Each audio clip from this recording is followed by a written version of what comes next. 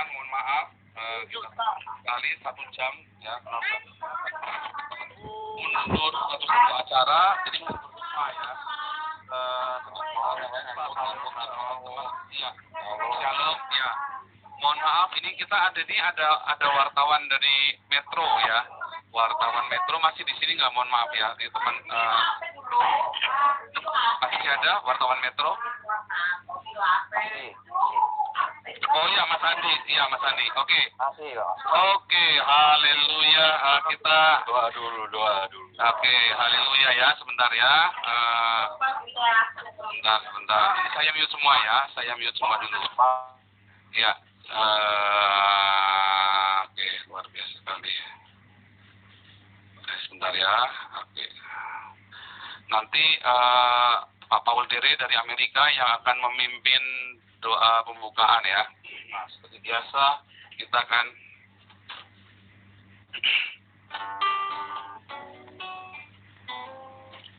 Yesus Tuhan.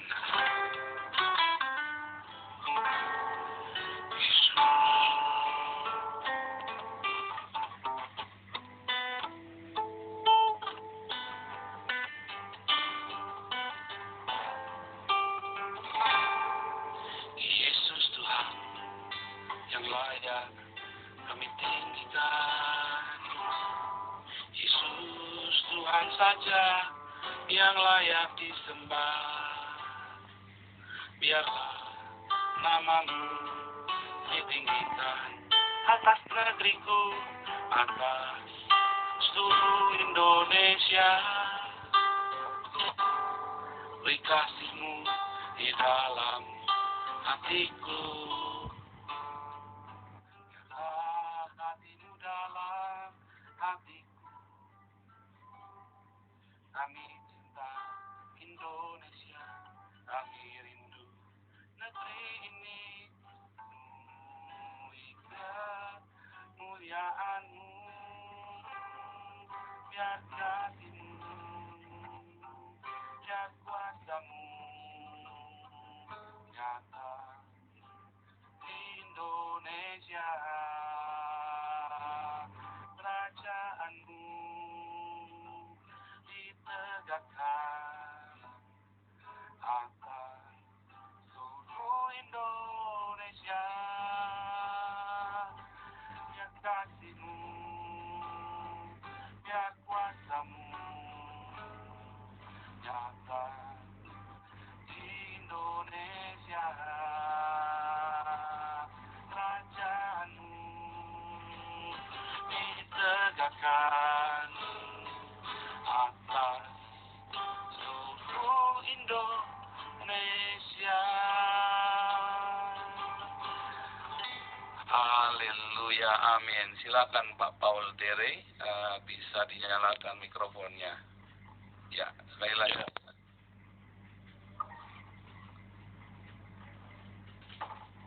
Silakan.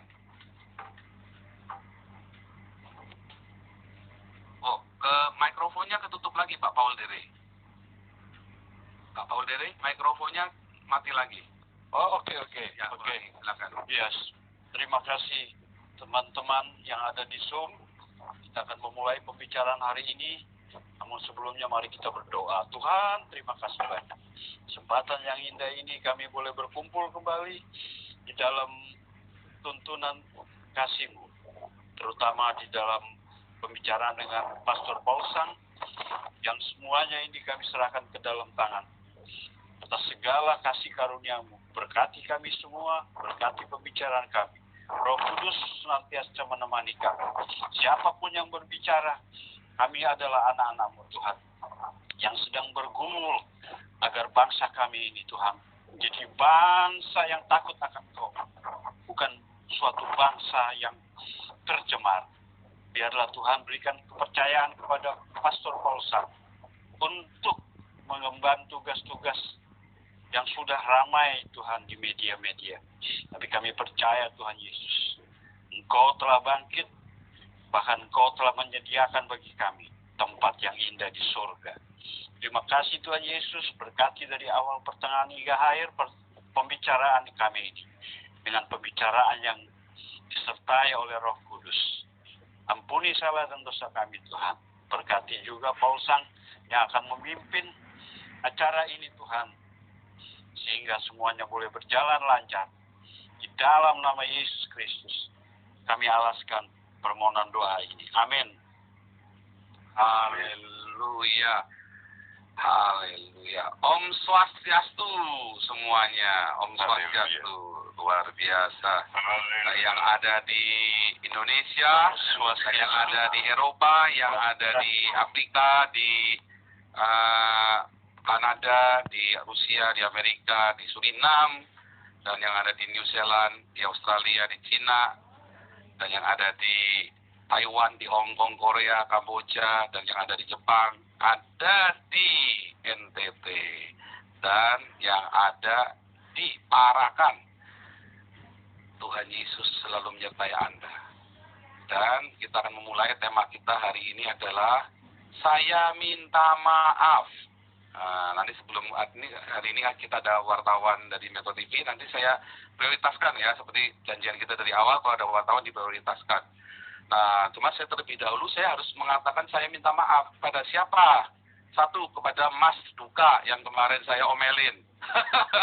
Soalnya kamu bohong kemarin, dan saya lagi mau buru-buru ketemu sama wartawan di sini yang ada di Eropa kan. Jadi kemarin kamu datang ngaku-ngaku wartawan, udah saya sempetin, ternyata kamu bohong. Udah begitu kamu pakai ngeyel pula, dikasih tahu malah kamu sok maki-maki. Nah, jadi saya harus selesaikan, dan saya tidak mau ada spirit intimidasi, roh ketakutan. Makanya saya harus hardik.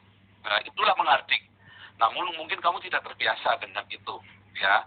Cuman saya menghardik roh ketakutan. Tetapi bagaimanapun juga, tadi malam saya waktu tidur tiba-tiba dapat wahyu gitu ya. Dari wahyu terus berkata saya harus minta maaf sama yang namanya Duka. Jadi saya sebagai Nabi ke-26 saya meminta maaf setulus-tulusnya kepada Mas Duka yang kemarin saya hardik, ya. Gitu ya. Oke, semoga kasih Tuhan Yesus Kristus membuatmu bisa memaafkan saya. Juga yang kedua, ya, saya minta maaf kepada keluarga besar saya yang ada di Indonesia, yang saya nggak tahu bagaimana kabarnya, tetapi Anda kemudian jadi repot gara-gara saya mungkin didatangi ormas, mungkin didatangi sama RT RW atau lurah, atau didatangi polisi, atau didatangi sama ya macam-macam orang. Ya, saya minta maaf ya. Karena saya lihat di koran-koran kok ya cukup serem juga. Tetapi sebenarnya saya tahu koran itu bukan koran, sorry ya. Di YouTube. Dan terus ada polisi bilang mau datengin ini itu segala macam. Ya saya minta maaf, pasti repotnya minta ampun. Tetapi sekali lagi saya minta maaf pada keluarga besar saya yang ada di Indonesia. Yang saya lakukan, saya sungguh-sungguh dan saya lakukan dengan tirakat. Ya saya tirakat beneran. Jadi saya harus melakukan ini demi apa yang saya yakini, dan saya berdoa supaya Tuhan melindungi Anda, teman-teman semua. Dan percayalah, polisi datang itu bukan mau macam-macam dengan Anda, tapi justru saudara-saudara ya, Encek, Encim, Entio, Ii, semua ya, Om, Tante, Opa, Oma, ya semua, ya Koko, Cici, semua, dan adik-adik keponakan saya minta maaf. Dan tapi saya berdoa Tuhan Yesus melindungi Anda, dan polisi datang bukan untuk bikin masalah, tetapi justru untuk melindungi Anda, supaya dimonitor, supaya jangan ada orang yang jahat mendatangi Anda. Ya, jadi jangan takut dengan polisi. Ya, percayalah, polisi di era Pak Tito sampai sekarang polisi yang berbeda. Ya, dan yang ketiga, saya juga minta maaf kepada Gus Yakut.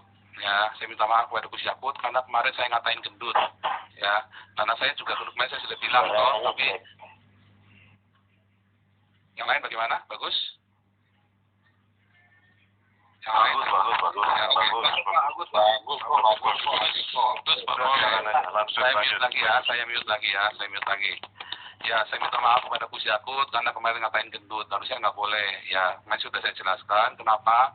Karena saya juga gendut, saya belum bisa berdamai dengan diri sendiri. Tadi setelah saya dapat puasa berapa hari, timbangan saya turun 7 kilo. Dan saya menyadari, iya ya, Gus Yakut kan susah juga menurun puasa setengah mati. Kan? Jadi saya minta maaf pada Gus Yakut karena ngatain gendut. Terus kemudian, kepada orang-orang yang saya pernah sakiti di masa lampau. Ya, saya tahu dulu saya melakukan banyak hal yang tidak baik di masa lampau. Ya, beberapa banyak dan teman-teman masih sakit hati, Anda semua, dan saya berterima kasih beberapa yang saya sakiti pun masih telepon saya dan masih mensupport. Dan kemarin terakhir saya cukup terharu ya, Ko Paul, jangan takut, kami semua berdoa buat kamu, padahal ini orang yang pernah saya sakiti dulu ya.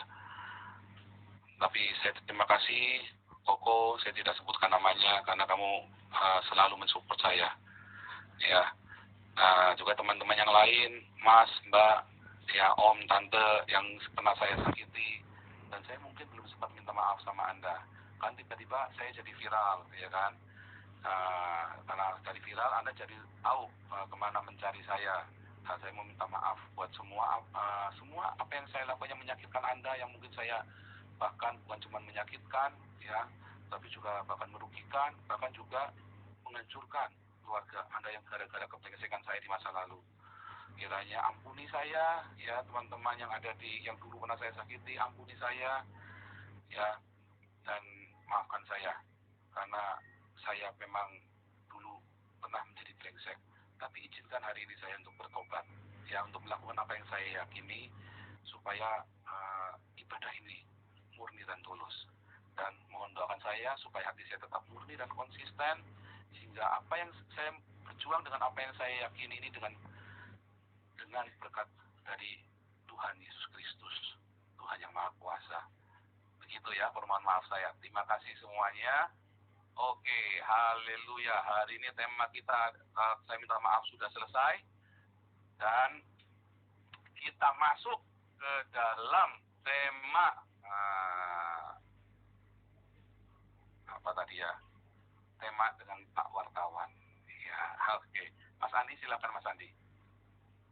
Dinyalakan mikrofonnya sama videonya. Yang lain saya mute ya langsung ya. Silakan Mas Andi. Ya. Ya. Saya matikan sebentar. Ini saya mute dulu. Berarti Mas Andi ikut mute ini. Sebentar, saya mute dulu supaya tidak ada suara-suara mercik air. Mas Andi. Oh, hilang. Mas Andi, kontributor. Ya, Mas Andi, silakan. Sebelumnya terima kasih Pak Paul sudah diberikan waktu hari ini kita bisa ketemu secara virtual. Dan ada beberapa poin yang ingin saya tanyakan Pak Paul. Mudah-mudahan sehat-sehat hari ini. Haleluya. Baik Pak Paul, terkait nih dengan situasi tanah air ya di Indonesia, semua orang juga udah tahu, terlebih Pak Paul juga sudah sangat paling mengetahui. Yang pertama adalah tentang pada saat Pak Paul ini membuat konten YouTube, apakah memang secara sadar Pak Paul membuat konten tersebut, di mana ini menjadikan memicu kontroversi di tanah air. Nah, menurut Pak Paul ini mungkin bisa memberikan penjelasan kepada. Oh iya, konten di YouTube itu kan ada 500 video ya. Saya sebenarnya aktif bukan cuma sengaja membuat konten di YouTube, tapi juga di Facebook. Saya sengaja membuatnya. Gitu. Jadi memang saya dengan sengaja dengan satu tujuan tentunya. Yaitu tujuannya adalah untuk mendidik tentang beragama. Bagaimana membedakan beragama dengan bertuhan. Itu tema dari semua YouTube saya. Tetapi dasar dari YouTube dan konten-konten Facebook dan YouTube saya adalah apologetik. Nah, kemudian tema itu menjadi bagaimana beragama dan bertuhan. Kemudian saya arahkan lagi, ya kan, saya pertajam lagi menjadi sebuah kritik sosial, kritik historis, kritik budaya, kritik sosial, kritik agama, gitu. Jadi memang disengaja, gitu. Berarti dengan sadar ya Pak Paul? Iya, dan memang beberapa ada yang saya persiapkan khusus, beberapa ada yang kita teman-teman di sini berkontribusi sharing gitu ya. Itu saya menjadi hostnya yang menjadi koordinator dan hostnya di seperti Bapak lihat sekarang ada 99 sampai 100, selalu penuh ya, 99 140 selalu penuh begini. Dan viewernya saya nggak tahu sekarang sudah berapa. Teman-teman jangan lupa di like, awas kalau nggak di like saya jadikan Anda DPO Interpol. Ya, silakan. Oke, kemudian Pak Paul, ini kan di tanah sedang ramai dan beberapa saat yang lalu, dan juga memang sekarang Pak Paul jadi DPO ya. Iya. Kira-kira apa sih sekarang ini yang Pak Paul rasakan dengan status Pak Paul sebagai DPO? Ya, yang dirasakan biasa-biasa saja. Kemarin juga ditanya, Mas, ini kita, Mas, jangan serius ya Mas, saya kalau serius tertekan saya Mas. Serius, kalau serius saya tertekan, takut tuh, kayak diinterogasi. Jadi saya tak bikin relax gitu, nanti bukan saya menghina panjenengan, tapi maksud saya supaya relax, jadi teman-teman bisa ini. Ya, jadi memang rasanya biasa-biasa aja, karena kan memang saya kan memang kita dengan sengaja membuatnya dan kita rapikan beberapa, dan seperti Mas tahu saya kan juga pernah kuliah marketing, tinggal tesis, sampai tesis selesai ya kan, itu sudah viralkan juga kan, kalian semua kan sudah nyelidikin semua masa lalu saya kan. Nah jadi, dan saya dan itu semua saya terapkan semua ilmu-ilmu itu di dalam di dalam YouTube saya, sehingga memang itu kita rapikan, kita siapkan semua dengan sebuah tujuan tentunya. Ngomong-ngomong nih Pak Paul, saat ini kalau saya boleh tanya, mungkin nggak akan dijawab juga sih, karena kemarin waktu saya nonton hasil interview dengan Jawa Pos dan tentang posisi apakah di Jerman atau lebih detailnya lagi di kota di mana di background saya itu Pak Paul. Wah, itu kan dekatnya Museum Berlin itu kan? Betul. Akhirnya lagi mancur itu. Itu salam buat ini ya, buat Angela Merkel.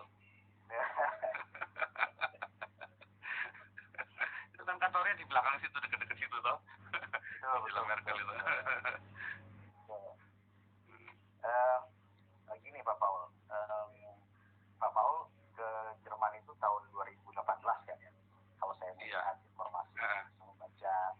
Kemudian ada yang mengatakan Pak Paul itu datang ke Jerman sebagai apa sih, Ausbildung ya, vokasi. Mungkin bisa kita cari cerita lah. Sebetulnya itu nggak boleh cerita, karena gini, kemarin tuh siapa ya, Denny Siregar, itu bodoh sekali Denny Siregar. Pak Paul mau cari suaka, itu salah ya, hati-hati kamu ngomong-ngomong begitu Denny Siregar, karena itu begini loh, ini bukan ancaman, maksudnya hati-hati, benar-benar hati-hati. Kalau ada ulang-ulang itu terus, nanti akan terpikir dalam orang-orang Indonesia, ya, oh kalau gitu gua tak bikin ribut, lalu jauh ke Eropa. Hati-hati loh, itu jangan sampai di framing kayak gitu, nanti orang-orang akan ikut. Karena sudah ada yang WhatsApp ke saya, oh Pak, tolong kasih tahu Pak, ininya Pak, tipsnya. Loh saya kaget, kamu tahu dari mana? Iya itu dikasih Denny Siregar itu kan. Nah terus saya baru tahu tuh kalau Denny Siregar itu membahas saya, tapi saya ajak ketemu nggak mau, katanya alasannya banyak, ya intinya dia takut sama saya karena saya nabi kan, beliau kan bukan nabi. Nah terus apalagi kemarin yang ngomong ya, Pak Iman, Kompas TV siapa itu Pak Iman ya, waktu ngomong Pak Suseno, Aiman. Oh itu modus itu, oh hati-hati, itu nanti akan ditiru beneran. Nanti bikin ulah di Indonesia, terus lalu kamu kesini gara-gara kalian yang ngajarin. Nah itu tuh hati-hati ngucapkan itu, makanya saya nggak mau membahas itu Pak dari kemarin Pak.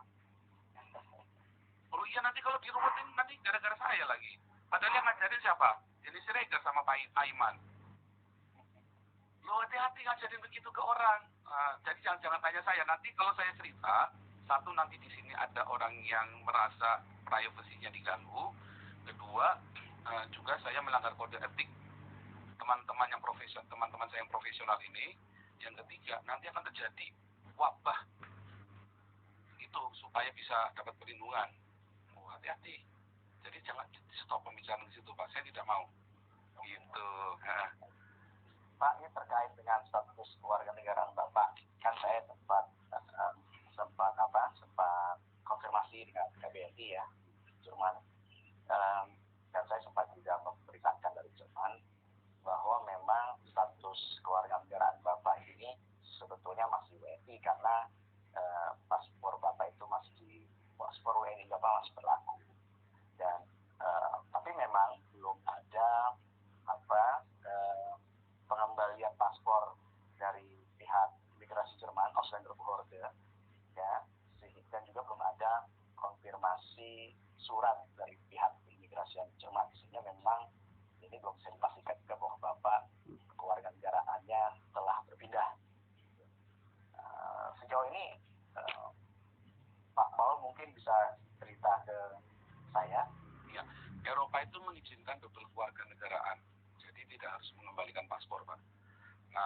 Tapi saya secara lisan kan saya sudah bilang bolak-balik, saya sudah melepaskan warga negaraan saya. Gitu, Pak. Hanya kan kalau saya ke sana-sana, saya lagi dicari ke sana-sana, nanti ditangkap kan wilayah hukum. Saya masuk mobilnya duta besar aja kan nggak boleh, Pak, langsung ditangkap saya, Pak. Kalau masuk mobil duta besar itu berarti wilayah hukum Indonesia, toh. Iya. Makanya saya nggak boleh ke sana pokoknya. Berarti Bapak masih berada di wilayah Eropa ya Pak? Bukan Eropa Iya, ya Pak ya? iya. Pokoknya di Eropa membolehkan double keluarga negaraan. Jadi tidak harus selalu mengembalikan paspor itu. Gitu. Kalau Indonesia kan nggak boleh. Jadi teorinya Indonesia jangan terus diterapkan ke Eropa, nggak bisa dong. Oh, harus balikin Kalau paspor. di Indonesia memang tahu saya ini ya, warga negara Indonesia masih boleh, anak yang lahir di Jerman ini, kalau kita bicara Jerman sampai dengan usia 18 tahun masih boleh, nanti setelah Memilih. 3 tahun memilih. Iya, tapi kan tetap harus memilih. Kewarganegaraan baru otomatis membatalkan keluarga negara yang lama kalau di Indonesia, toh. Betul. Nah itu, saya pakai hukum itu saja. Iya. Terus Pak, Bapak ini kan sering istilahnya khotbah ya Pak di YouTube, di kanal ini. Kemudian Bapak juga sebagai pastor disebutnya. Bisa sharing informasi kan Pak? Apakah memang Bapak ada background agama sebelumnya, teologi, belajar di mana saat masih sekolah dulu? Ya, saya tahun 99 ditahbiskan jadi hamba Tuhan di sebuah gereja. Saya tidak akan sebutkan, ya, dan mohon tidak disebutkan namanya di tempat publik karena saya sudah janji untuk tidak menyebutkannya. Kemudian saya sempat tinggalkan Tuhan dari 3 tahun ya, antara 2009, 2012 atau 2010, 2013. Cuma yang saya ingat 2013 akhir itu saya berjumpa dengan Tuhan Yesus secara spiritual ya, dan kemudian saya sudah keluar dari sinode saya yang lama. Saya mengundurkan diri waktu itu karena saya sombong, saya begitu arogan dan begitu pahitnya saya. Kecewaan yang ya karena orang sombong kan mudah kecewa, Pak, ya kan. Jadi itu kesalahan saya intinya, kesalahan saya sendiri, kesombongan saya sehingga saya jatuh di dalam dosa dan saya banyak melakukan kejahatan, melakukan banyak sekali kerugian terhadap orang lain. Dan 2013 saya mulai berjumpa dengan Tuhan Yesus dan saya memulai pertobatan saya yang baru 2015 akhir ya. Pokoknya saya lupa ya, saya bergabung dengan sinode saya yang baru. Saya lupa ya antara itu. Dan saya ditahbiskan menjadi ini juga menjadi hamba Tuhan juga ya. Kalau kita bilangnya pastor ya. Kalau kami dia pastor bukan pendeta, Pak. Karena nggak alkitabiah kalau pendeta. Kalau pastor itu kan gembala. Nah, saya jadi sudah ada background teologi, saya sekolah teologi. Sekarang saya sedang menyelesaikan doktoral saya. Teologi sudah. Master teologi sudah selesai dan saya sedang selesaikan doktoral teologi saya. Di tempat yang dirahasiakan. Tertawa jahat. Tolong dikutip tertawa jahat ya, Pak. Bisa aja Pak Paul. Itu tertawa jahat lagi jadi ikon, Pak. Tersenyum jahat sama tertawa jahat. Iya, hadapi kehidupan itu kita tersenyum jahat. Maksudnya kita itu tersenyum walaupun getir kita tersenyum. Nah, kita tertawa jahat itu menertawakan diri sendiri. Kan harusnya begitu toh. Semua dianggap serius ya, pertumpahan darah terus, Pak. Nah, itulah Indonesia. Karena kurang bercanda, Pak. Orang Indonesia itu kurang guyon, Pak. Iya, oke, silakan, Pak. Bapak sejauh ini ada komunikasi nggak Pak dengan KBRI atau KJRI? Enggak, Pak.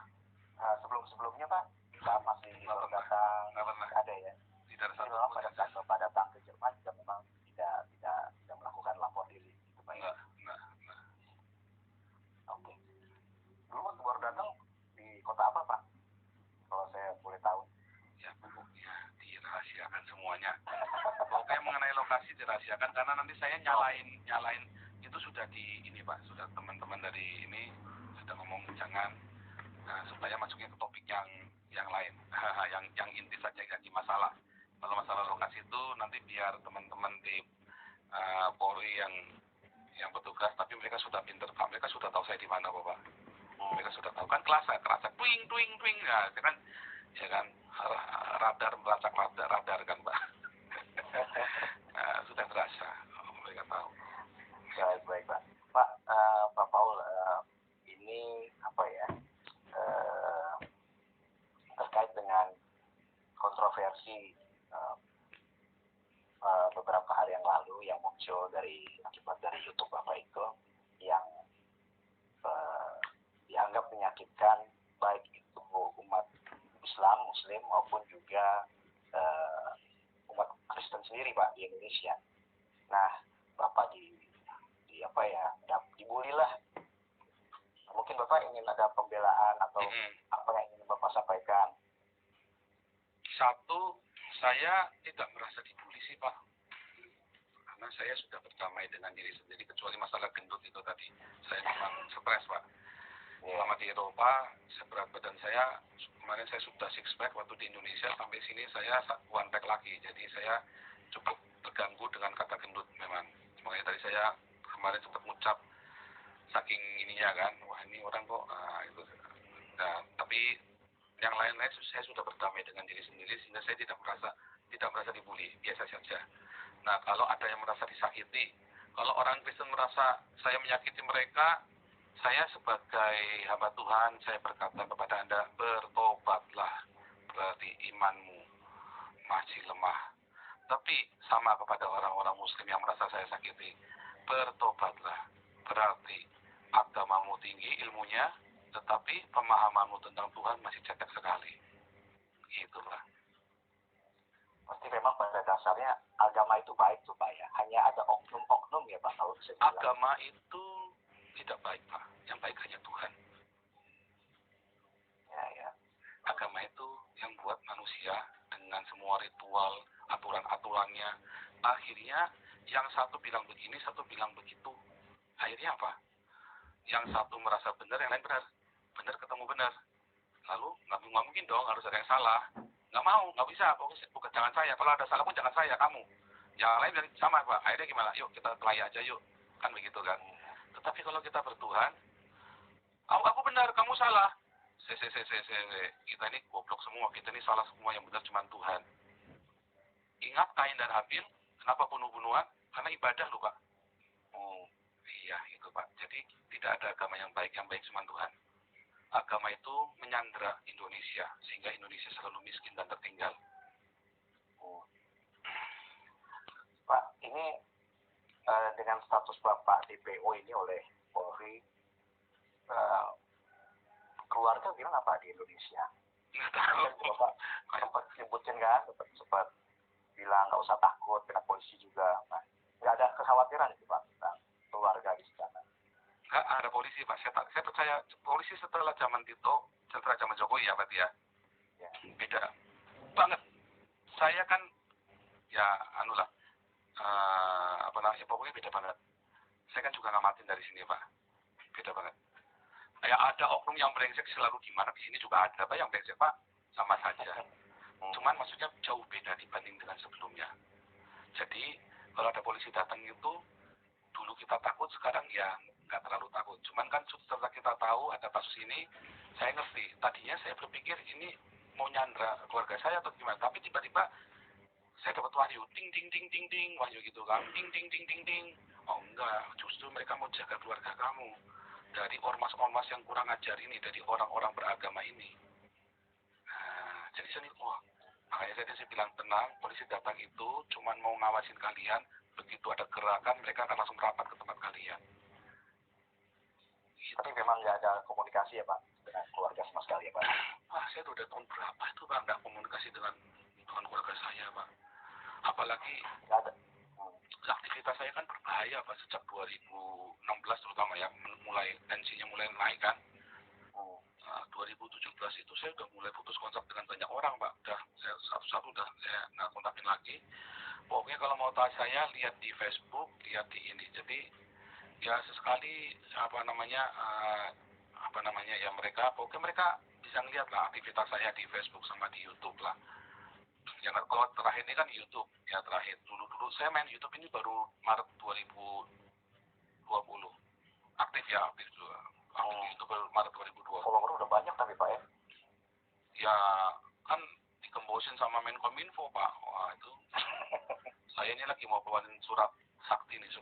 bisa nyala lagi YouTube saya ini Pak. Cukup Tapi mengganggu memang. di blok ya Pak ya, kena blok. Kelihatannya Pak, pokoknya saya nggak bisa live, nggak bisa nge-YouTube aja sekarang ini kondisinya. Oke. Iya, jadi saya lagi ini antara kekuatan dari kegelapan dengan kekuatan dari terang ini. Enggak lah, bukan ya. Maksudnya ini saya lagi serius. Saya benar-benar lagi cukup pusing karena semua ada di sana, semua ini saya kan. Dan yang paling diuntungkan adalah para alap-alap. Mereka enak Pak, subscribernya naik semua Pak. Begitu sebut nama Joseph Paul Zhang, Nabi ke-26. Langsung yang viewernya biasanya cuma 800, langsung jadi 30.000, 100.000 Pak. Subscribernya naik terus Pak. Nah saya digembosi sama Menkominfo Pak. Aduh, nggak kasihan Menkominfo ini, memang steak ya, tenang. Nah ini kalau setiap hari Bapak online, kemudian live, istirahatnya kapan tuh Pak? Nggak ada gangguan kurang tidur kah atau apakah gitu Pak? Ya kalau malam, saya kan ada doa fajar jam 5 pagi Jakarta, berarti di sini kan jam 12 malam, ya bisik-bisik tuh Pak, doanya bisik-bisik.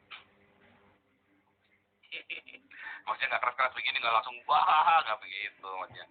Kita, saya kan juga ada ngajar juga via Zoom, tapi nggak live ya, ada yang ngajar, ada berapa kelas tuh, saya ada 15 kelas, sekarang ini mau nambah lagi 2 kelas Ibrani sama kelas evangelis yang baru ya. Jadi ada 17 kelas nanti kita nambah. Oh enggak, 16 ya, karena yang itu naik kelas kan, maksudnya pindah kelas kan.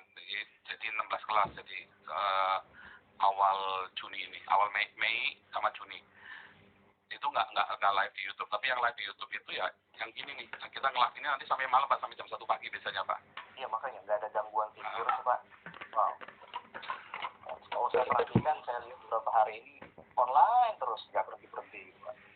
Kan tidur jam misalnya di sini selesai kita jam 2, saya tidur, nanti jam 8 jam 9 saya bangun, terus saya mulai ke kantor, ke yayasan tempat saya mengajar juga kan, terus pulang saya mulai nge-zoom gitu. Itu rutinitasnya kita begitu aja. Terkait Bapak waktu ke Jerman saat itu Pak, kesan yang Bapak dapat dari Jerman itu Pak, kalau Bapak bisa ceritakan. Kalau saya kan memang ya di kota ini seperti mungkin bukan Jerman, tapi seluruh Uni Eropa ya Pak, seluruh Uni Eropa itu kesan saya itu adalah Pak, di sini seperti paradise Pak, seperti surga. Saya belum mati aja udah berasa surga di sini Pak. Poinnya di mana Pak? Ya di sini kita orang-orang kita ada kebebasan beragama. Ya, saya lihat tidak ada orang-orang minoritas yang dipersekusi atau dianggap minoritas. Orang-orang Ahmadiyah, orang-orang Syiah, masjidnya gede-gede, orang Reform, orang Saksi Yehova, baik-baik saja hubungannya. Ya kadang-kadang berdebat, ya kan. Tetapi setelah itu ya baik-baik saja semuanya ya. Nah terus di sini saya melihat orang-orang diperlakukan dengan manusiawi sekali. Ya bahkan saya ada beberapa teman saya itu yang hidupnya susah, yang bangkrut, yang ada Down syndrome, semua ya istilahnya diperlakukan dengan manusiawi. Gembel pun hampir nggak ada kecuali imigran ilegal atau yang jangkis, yang pecandu yang lari dari rehabilitasi. Ya itu kan strategi jadi menggembelkan diri sendiri itu namanya kan. Terus kalau bilang saya di sini tidak pernah takut, ya saya tidak takut dengan teman-teman dari Turki, dari Maroko. Ya, karena mereka secara umum ya, ada yang gila ya ada Pak yang gila. Tapi secara umum mereka tahu undang-undang di sini. Sehingga kita kalau misalnya kayak anak-anak saya kan temennya banyak orang Iran sama orang Irak kan, anak-anak saya itu kan. Yang di gerejanya dia kan memang gereja campur-campur soalnya kan.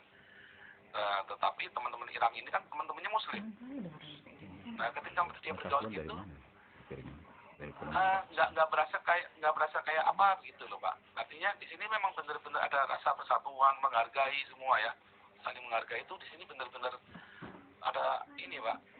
Ketika lagi puasa sekarang mereka sering main ke rumah kami ya, ke rumah anak saya kan.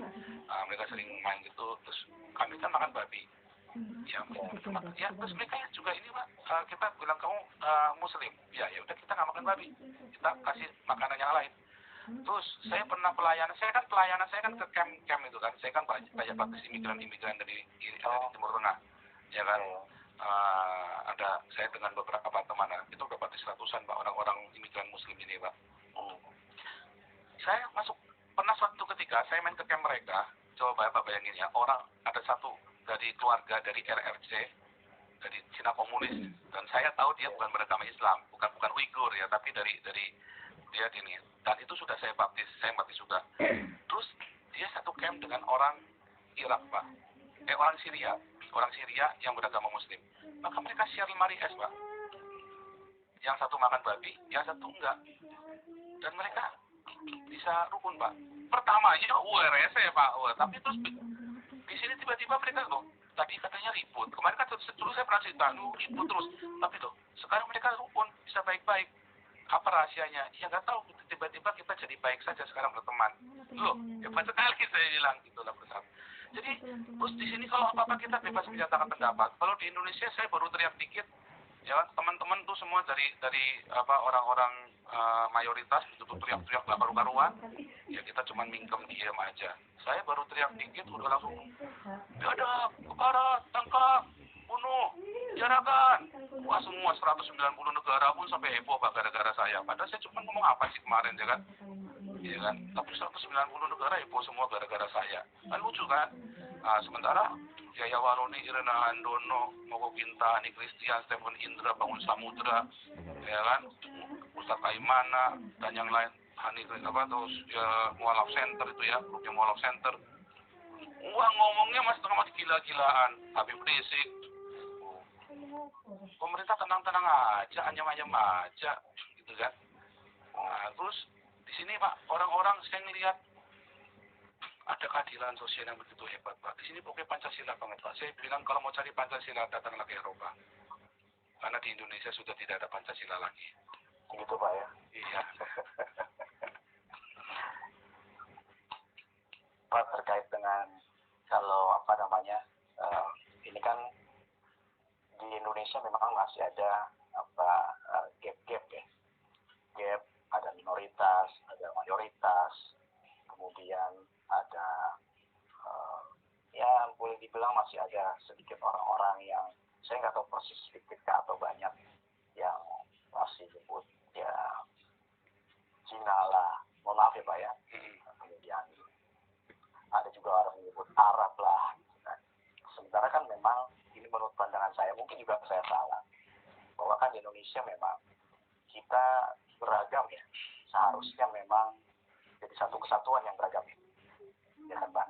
Nah, Bapak sebagai pastor ya, mungkin punya pandangan yang tadi Bapak bilang tidak ada Pancasila di Indonesia, padahal justru dengan Pancasila itu bisa mempersatukan seluruh elemen bangsa Indonesia yang ada. Tapi kenyataannya menurut Bapak tidak seperti itu. Maksud Bapak sekarang ini Indonesia ini sudah bersatu begitu? Indonesia bersatu ya, tapi secara prakteknya, secara kenyataan itu masih ada gontok-gontokan lah. Nah ini, jadi bukan masih ada Pak. Indonesia itu juga bukan bersatu. Indonesia itu dipaksa jadi satu. Kalau bersatu kan dengan sukarela atau tetap bersatu aktif ya kan.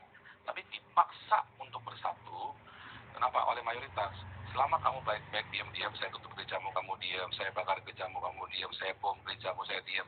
Saya tangkepin pendeta-pendetamu. Saya tangkepin orang-orang yang kritik Kristen, yang menghujat Kristen, kamu diam. Ya, kita bersatu. Begitu ada Nabi ke-26, ke barat biadab, 190 negara kerahkan. Kan begitu Pak. Apakah itu bersatu? Sebenarnya ada nggak yang seperti saya? Bapak coba lihat semua YouTube saya yang lain yang terakhir. Mereka semua bersorak-sorai Pak. Akhirnya ada yang teriak. Udah gue tunggu lama-lama seumur hidup kagak ada yang teriak. Akhirnya ada yang teriak juga. Ya kan? Biarpun saya disalib juga kan. Entah nasib saya nanti bulan depan kayak apa kan saya juga nggak tahu kan. Yang penting saya sudah teriak Pak. Coba saya teriaknya di Indonesia. Baru nulis kayak Apolinaris Darmawan. Udah masuk penjara. Baru nulis loh Pak. Baru nulis loh. Apalagi teriaknya kayak saya. Toanya udah ngelebihin toanya masjid saya Indonesia. Ya kan? Kerasnya kan. Wah. Tapi kalau saya di Eropa, Saya tadi cek bolak-balik nggak ada Intel di depan, Pak. Aman-aman aja, nggak ada FUI di depan. Saya sekarang masih ngesuk sama Bapak lagi, ya kan.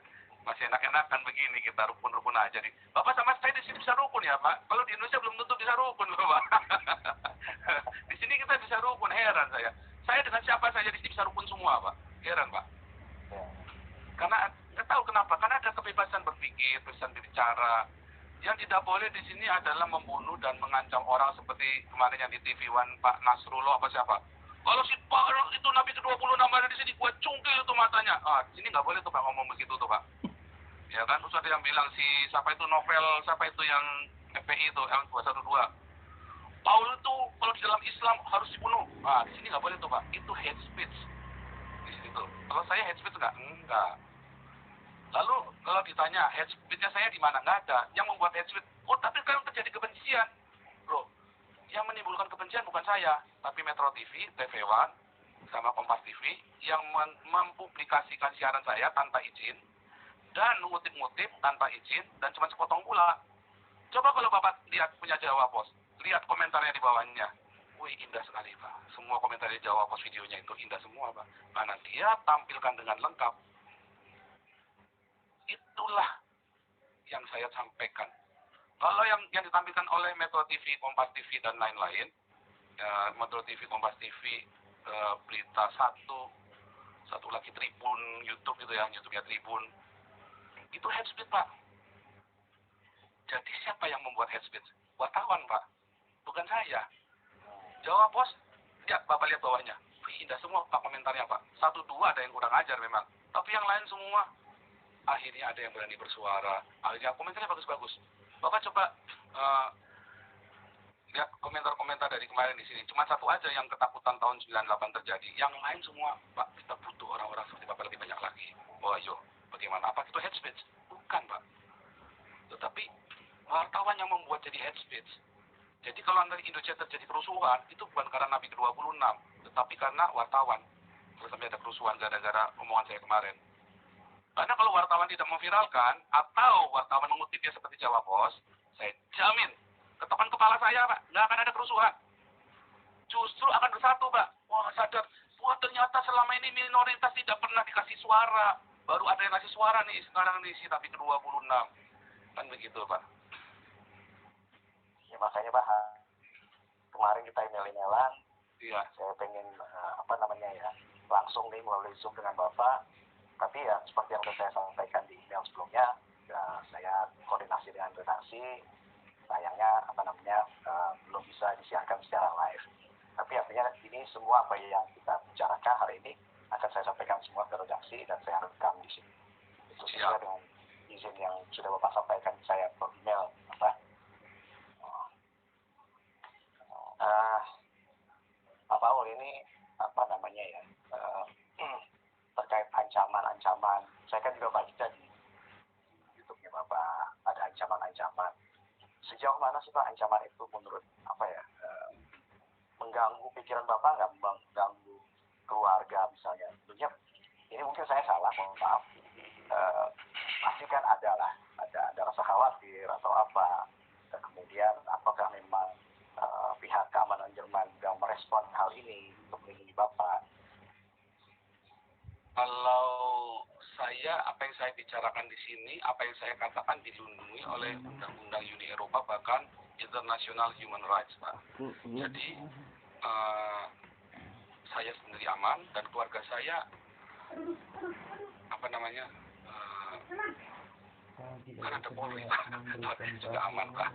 Saya sudah bilang, setelah zaman Pak atau Pak Jokowi ini, dan memang kalau jauh. Oh iya, saya mau klarifikasi dulu Pak, sebelum Bapak tanya nih. Saya mau klarifikasi ya Pak. Satu ya, itu siapa itu kemarin yang ngomong, itu si MUI ya.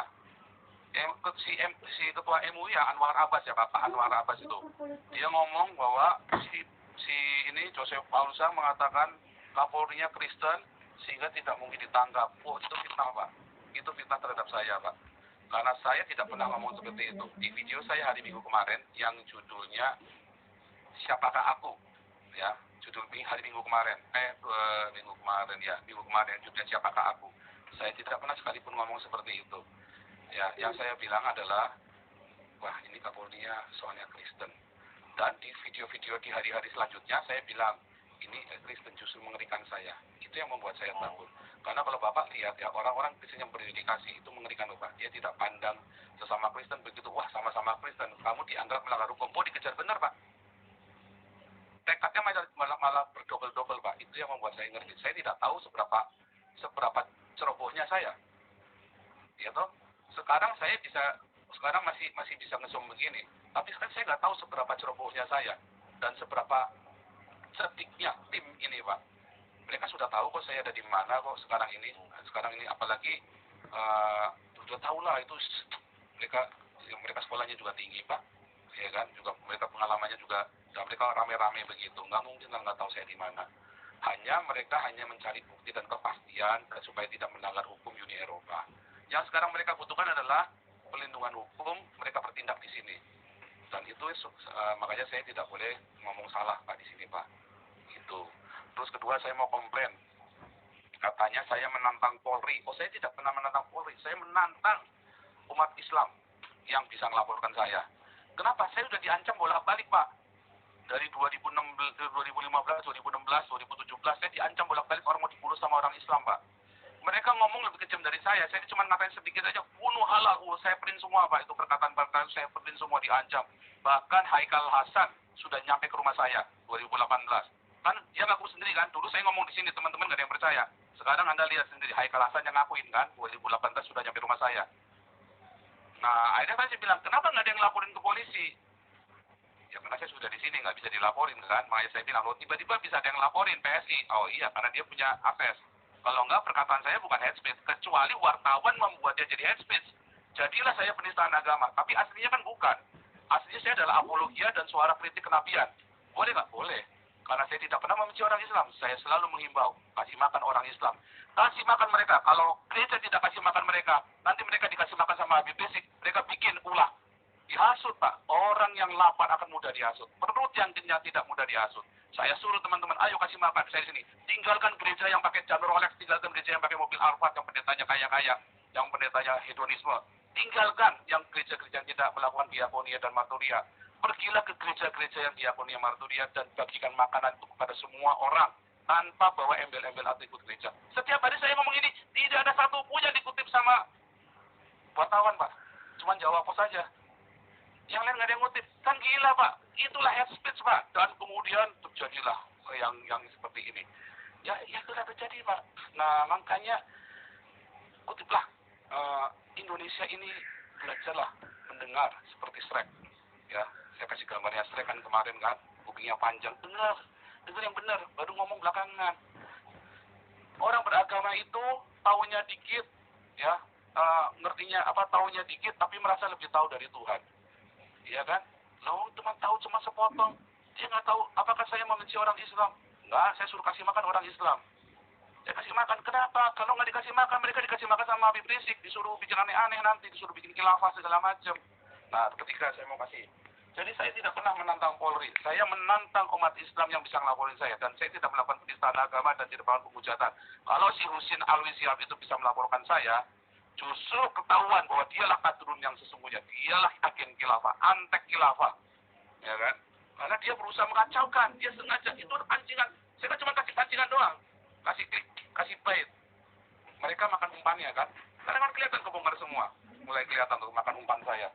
Terus kemudian teman-teman banyak memotong satu bagian saja tanpa investigasi. Sudah saya komplain tadi. Makanya saya minta hak jawab. Kemudian tadi ya, pers membuat kekacauan di Indonesia. Bukan saya. Jadi yang melakukan kekacauan adalah pers, bukan saya. Kecuali Jawa Pos dan Detik. Mereka berimbang sekali. Mereka benar-benar tanya ke saya dulu. Terus mereka juga ngambil dari Jawa Pos. Tetapi yang lain-lain, mereka lah yang harus dituntut sebagai head speech dan pembuat kekacauan. Karena mengutip hanya sebagian. Setelah seminggu baru ada baru nih. TV1, baru hari ini TV1 tadi ya. Nanti baru tayang hari Senin jam 9 dengan TV1. Baru Bapak baru masuk. Itulah yang namanya head speech Pak. Bukan saya Pak, tapi kalian semua yang head speech. Kemudian, nanti satu lagi.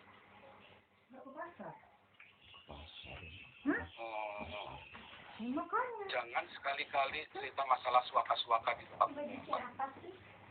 Itu orang-orang itu kacau sekali. Iya, nanti semua orang akan mengcopy cara itu dan melakukannya di Indonesia lalu dia kabur. Itu bahaya sekali. Nggak boleh bilang itu kan sebenarnya kan apa ya? Masa nggak tahu sih itu rahasia negara? Iya kan? Itu saya kok ada kurang pas ya sama teman-teman itu ngomong seperti itu di muka publik begitu. Nah itu hati-hati, itu sisi bumerang buat kalian semua loh. Sudah ada mulai ada yang WhatsApp ke saya loh, itu masuk ke saya. Diajarin tips-tipsnya, segala macam. Emang saya bikin begitu? Itu kenapa? Karena Denny Siregar yang menggiring. Salah Denny Siregar. Wah ilmu, makanya kenapa Denny Siregar nggak berani ngomong sama saya, ketemu sama saya? Malah dia membuat fitnah kan? Ini kan wartawan Denny Siregar, Eko pun tadi kan membuat fitnah. Ade Armando membuat fitnah buat saya akhirnya kan? Gitu Pak. Oke Pak, silakan lanjut Pak. Ini sebelum... Ya Pak, saya nggak mau ganggu lagi lama karena sudah 1 jam Bapak takutnya ini. Ya, terus tenang Pak, kita sampai jam 1 Pak. Sementara itu makin panas, sekarang live view-nya sudah 7.000 Pak. Wih, banyak sekali. Iya, saya kalau live selalu banyak Pak. Iya. Iya. Ya mungkin ini penutup kalau Bapak ingin menyampaikan sesuatu hal, kita berusaha berimbang ya, sesuai dengan apa yang saya sampaikan di email. Silahkan Bapak menyampaikan apa terkait dengan hal-hal yang kemarin sempat viral, terutama tentang tuduhan terhadap Bapak. Itu beda kalian.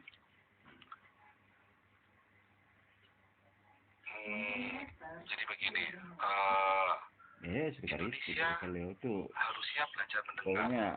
Pokoknya kompleks makanan Belajar kalau apa-apa itu tanya ke orang. Saya setiap hari ngesum di sini, ya belajar tanya.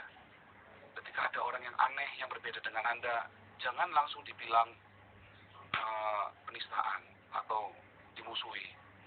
Bukankah Bhinneka Tunggal Ika itu artinya kita biasa dengan berbeda-beda tetapi bisa satu. Tetapi kalau ini kan namanya Anda memaksa kita untuk tidak berbeda supaya bisa bersatu.